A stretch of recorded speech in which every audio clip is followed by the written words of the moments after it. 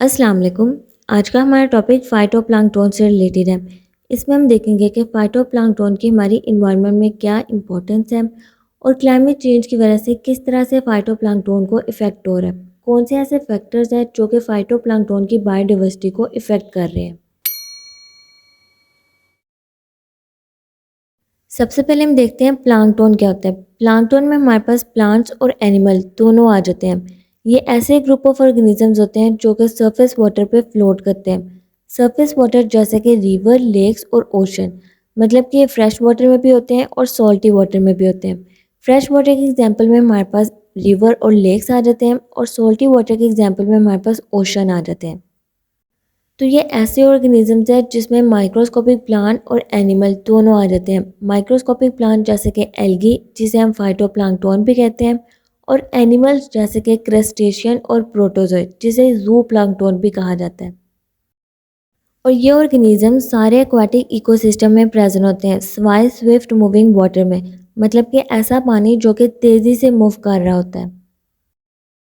इस लेक्चर में हम सिर्फ फाइटोप्लैंक्टन के बारे में पढ़ेंगे। इसमें हम देखेंगे कि फाइटोप्लैंक्टन के हमारे इकोसिस्टम में क्या फंक्शंस हैं और किस तरह से क्लाइमेट चेंज की वजह से फाइटोप्लैंक्टन की बायोडाइवर्सिटी को इफेक्ट हो रहा है। अब हम देखते हैं फाइटोप्लैंक्टन क्या होते हैं। फाइटोप्लैंक्टन एक ग्रीक वर्ड से बना है जिसमें फाइटो का मतलब है प्लांट और प्लैंक्टन का मतलब है मेड टू वंडर या फिर ड्रिफ्ट।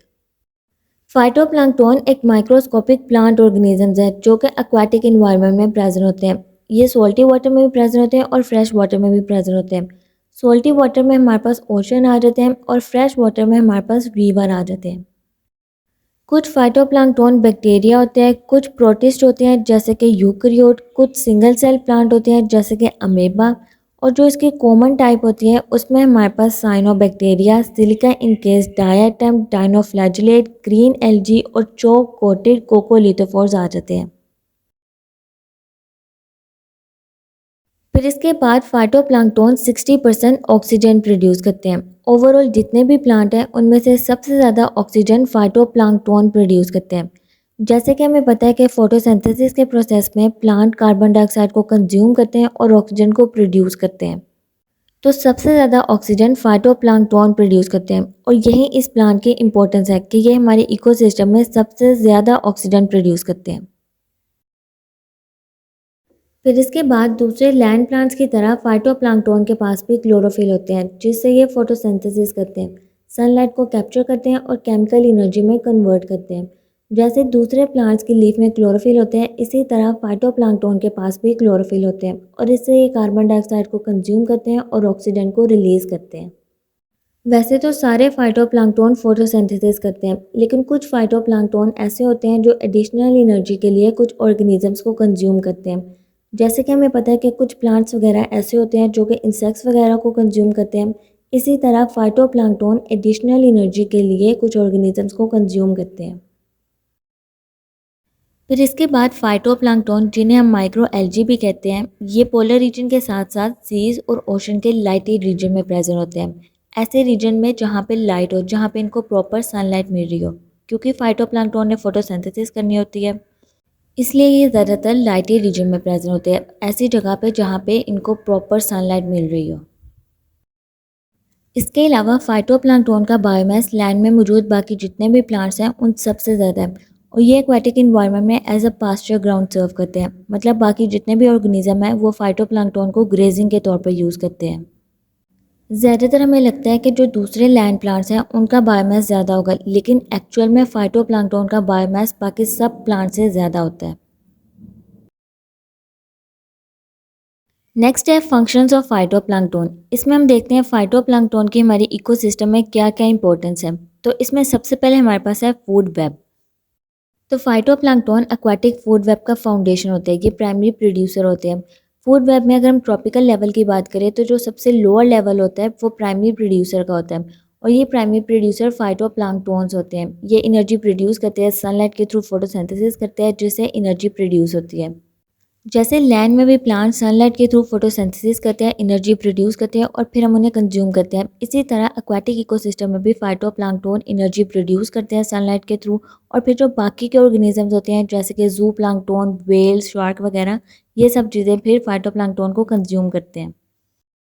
जैसे इस डायग्राम में हम देख सकते हैं, ये यहाँ पे हमारे पास फाइटोप्लैंक्टन है जो कि माइक्रोस्कोपिक सिंगल सेल ऑर्गेनिजम्स होते हैं। ये सनलाइट के थ्रू फोटोसिंथेसिस कर रहे हैं और एनर्जी प्रोड्यूस कर रहे हैं। तो ये प्राइमरी प्रोड्यूसर है। फिर इन प्राइमरी प्रोड्यूसर को प्राइमरी कंज्यूमर कंज्यूम करेंगे, जो कि हमारे पास यहाँ पे जू प्लैंक्टन है। फिर जू प्लैंक्टन को स्मॉल फिशेस कंज्यूम करेंगे, जो कि सेकेंडरी कंज्यूमर है।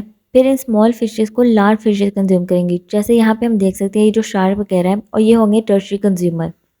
और इसी तरह ये फूड चेन चलती रहेगी। यहाँ पे भी ये लिखा है कि फाइटोप्लैंक्टन एक्वाटिक फूड वेब में प्राइमरी प्रोड्यूसर्स के तौर पर काम करते हैं। अगर प्रोड्यूसर्स ही नहीं होंगे तो एनर्जी प्रोड्यूस ही नहीं होगी और फूड चेन चलेगी ही नहीं। तो फाइटोप्लैंक्टन प्राइमरी प्रोड्यूसर्स हैं। इनको माइक्रोस्कोपिक एनिमल जैसे कि जू प्लैंक्टन और वेल्स वगैरह फीड करते हैं, और इन जू प्लैंक्टन और वेल्स को स्मॉल फिशेस फीड करती हैं। इन स्मॉल फिशेस को फिर जो लार्जर फिशेस होती हैं वो फीड करती हैं, और इसी तरह ये फूड चेन चलती रहती है। तो अगर फाइटोप्लैंक्टन ही नहीं होंगे तो फूड चेन चलेगी ही नहीं। फाइटोप्लैंक्टन प्राइमरी प्रोड्यूसर्स होते हैं, इसलिए ये इंपॉर्टेंट होते हैं। नेक्स्ट फंक्शन है absorption of carbon dioxide and climate change. इसमें हम देखते हैं फाइटोप्लैंक्टन का कार्बन साइकिल और क्लाइमेट चेंज में क्या रोल है। तो मोस्टली फाइटोप्लैंक्टन एटमॉस्फेयर में से कार्बन डाइऑक्साइड को ओशन में ट्रांसफ़र करते हैं, और ये किस तरह से करते हैं? फोटोसिंथेसिस के प्रोसेस के थ्रू। जब फाइटोप्लैंक्टन फोटोसिंथेसिस करते हैं तो ये कार्बन डाइऑक्साइड को कंज्यूम करते हैं, और इस तरह से कार्बन डाइऑक्साइड ओशन में ट्रांसफ़र होती है। जैसे जो दूसरे लैंड प्लांट्स होते हैं ये भी फोटोसिंथेसिस के प्रोसेस के थ्रू कार्बन डाइऑक्साइड को कंज्यूम करते हैं और इनको सेक्रोज के तौर पर स्टोर कर लेते हैं। इसी तरह ये जो एक्वाटिक फाइटोप्लैंक्टन होते हैं ये भी फोटोसिंथेसिस के प्रोसेस के थ्रू कार्बन डाइऑक्साइड को कंज्यूम करते हैं और स्टोर कर लेते हैं। फिर जब जू प्लैंक्टन या फिर दूसरे एक्वाटिक ऑर्गेनिजम्स इन फाइटोप्लैंक्टन को कंज्यूम करेंगे, इन्हें फीड करेंगे, तो वो कार्बन डाइऑक्साइड को सिक्रीट करेंगे। तो इस तरह से जो कार्बन डाइऑक्साइड होगी वो वाटर की सरफेस पे रहेगी। वाटर की जो करीबी सरफेस होती है, जो ऊपर की सरफेस होती है, वहाँ पे रहेंगी। जैसे हमने स्टार्टिंग में भी देखा है, जो फाइटोप्लैंक्टन होते हैं वो वाटर की सरफेस पे प्रेजेंट होते हैं। तो इसीलिए ये जो कार्बन है वो कुछ वाटर की सरफेस पे प्रेजेंट होगी और कुछ ओशन की डेप्थ पे चली जाएगी। जो ज़रा हैवियर होगी वो ओशन की डेप्थ में चली जाएगी। फिर इसके बाद ओवरऑल अगर वर्ल्ड वाइड की हम बात करें तो ये जो बायोलॉजिकल कार्बन पंप है जिसके through atmospheric carbon dioxide ocean में ट्रांसफ़र हो रही है, इसमें तकरीबन 10 गीगाटन एटमॉस्फेरिक कार्बन डाइऑक्साइड हर साल डीप ओशन में ट्रांसफ़र होती है, और ये किसके हेल्प से होती है? फाइटोप्लैंक्टन के थ्रू। तो अगर फाइटोप्लैंक्टन की ग्रोथ में कुछ थोड़ा सा भी इफेक्ट होगा, कोई थोड़ी सी भी चेंजेस होगी या फिर फाइटोप्लैंक्टन नहीं रहेंगे, तो इससे क्या होगा? एटमॉस्फेरिक कार्बन डाइऑक्साइड की कंसनट्रेशन का इफेक्ट होगा। क्योंकि अगर हमारे एटमॉस्फेयर में कार्बन डाइऑक्साइड की कंसंट्रेशन बढ़ जाएगी, ग्रीन हाउस गैसेज की कंसंट्रेशन बढ़ जाएगी, तो इससे क्या होगा? ग्लोबल वार्मिंग होगी, और ग्लोबल वार्मिंग होने की वजह से क्लाइमेट चेंज होगा। इसीलिए क्लाइमेट चेंज के टॉपिक में हम फाइटोप्लैंक्टन्स के बारे में पढ़ रहे हैं, क्योंकि अगर फाइटोप्लैंक्टन्स नहीं होंगे या फिर फाइटोप्लैंक्टन की ग्रोथ को इफेक्ट होगा, तो इससे एटमॉस्फेरिक कार्बन डाइऑक्साइड की कंसंट्रेशन बढ़ जाएगी, और इससे फिर ग्लोबल वार्मिंग ज़्यादा होगी, और ग्लोबल वार्मिंग ज़्यादा होने की वजह से क्लाइमेट चेंज होगा। तो ये थे फाइटोप्लैंक्टन के फंक्शन। इसमें हमने सबसे पहले देखा है कि फाइटोप्लैंक्टन फूड वेब में बहुत इंपॉर्टेंट रोल प्ले कर रहे हैं, क्योंकि ये फोटोसिंथेसिस के प्रोसेस के थ्रू एनर्जी प्रोड्यूस कर रहे हैं। तो ये एक प्राइमरी प्रोड्यूसर्स के तौर पर काम कर रहे हैं, जिससे फिर जो बाकी के एक्वाटिक ऑर्गेनिजम्स हैं वो इन फाइटोप्लैंक्टन को फीड कर रहे हैं, और इस तरह से फूड चेन चल रहा है। फिर इसके बाद कार्बन साइकिल में फाइटोप्लैंक्टन एटमॉस्फेरिक कार्बन डाइऑक्साइड को कंज्यूम कर रहे हैं और उन्हें ओशन में ट्रांसफ़र कर रहे हैं, जिससे हमारे एटमॉस्फेयर में कार्बन डाइऑक्साइड की कंसंट्रेशन कम हो रही है, जिससे ग्रीन हाउस गैसेज की कमी हो रही है और ग्लोबल वार्मिंग कम हो रही है।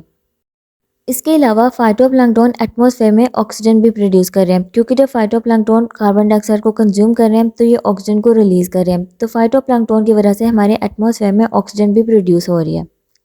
इसलिए फाइटोप्लैंक्टन हमारी क्लाइमेट के लिए बहुत ज़्यादा ज़रूरी होते हैं। अब हम देखते हैं कौन से ऐसे फैक्टर्स हैं जो फाइटोप्लैंक्टन की बायोडाइवर्सिटी को इफेक्ट कर रहे हैं।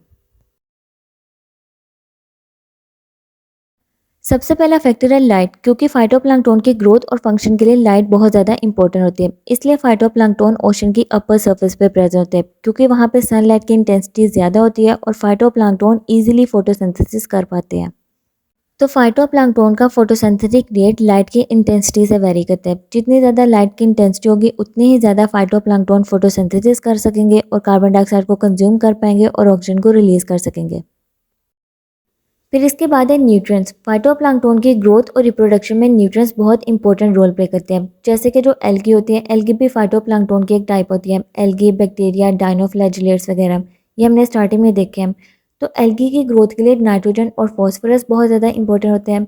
इसी तरह जो डायटम्स और सिलिकोफ्लैजिलेट्स होते हैं, इनकी ग्रोथ में सिलिकेट बहुत इंपॉर्टेंट रोल प्ले करते हैं। तो अगर न्यूट्रिएंट्स की अवेलेबिलिटी को अफेक्ट होगा तो इससे फाइटोप्लैंक्टन की ग्रोथ और रिप्रोडक्शन को भी अफेक्ट होगा। इसमें अगर हम क्लाइमेट चेंज की बात करें तो क्लाइमेट चेंज की वजह से न्यूट्रिएंट्स की अवेलेबिलिटी को अफेक्ट होता है, क्योंकि क्लाइमेट चेंज की वजह से ओशन करंट और सर्कुलेशन पैटर्न चेंज होती है, जिसकी वजह से न्यूट्रिएंट की अवेलेबिलिटी भी चेंज होती है।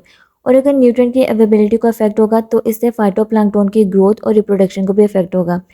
तो इस तरह क्लाइमेट चेंज होने की वजह से फाइटोप्लैंक्टन की ग्रोथ को इफेक्ट होता है। फिर नेक्स्ट है टेम्परेचर।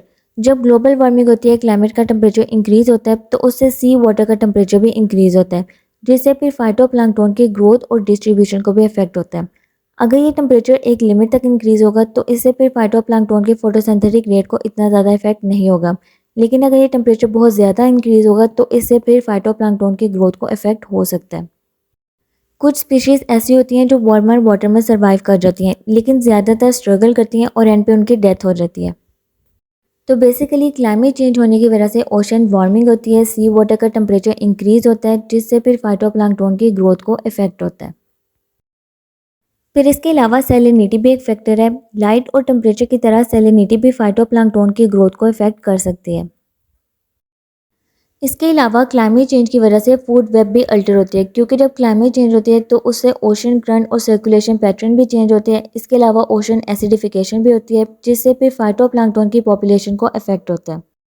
और अगर फाइटोप्लैंक्टन को इफेक्ट होगा तो इससे बाकी मेरीन स्पीशीज़ को भी इफेक्ट होगा, क्योंकि ये जो सारी मेरीन स्पीशीज़ है ये फाइटोप्लैंक्टन पे डिपेंड करती हैं।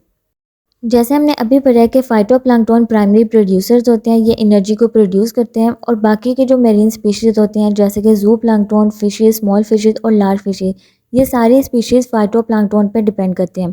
तो अगर फाइटोप्लैंक्टन की ग्रोथ को इफेक्ट होगा तो इससे जितनी भी फूड चेन है उसे भी इफेक्ट होगा।